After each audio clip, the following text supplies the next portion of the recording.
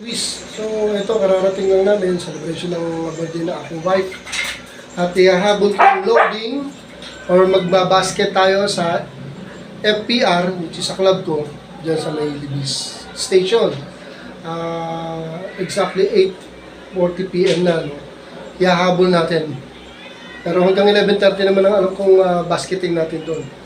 Bukas, ang hagis nila is, I guess, alas 6 or alas 6:30. Ano na kami? Ano ba? San Miguel, Bulacan. So, palapit na ng palapit bago mag-derby na. Kaya, hitsa uli natin yung dalawa.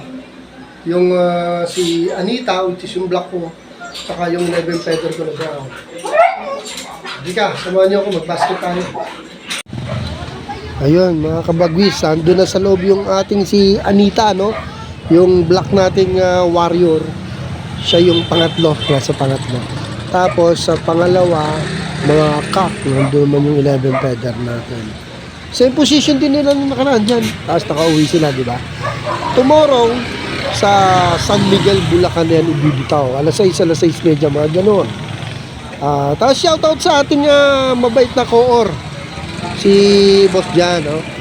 Coordinator ng Libis Basketing Station dito sa Caloocan. So okay, dito na lang kabagwis. Thanks for watching. See you bukas. Thank you for watching.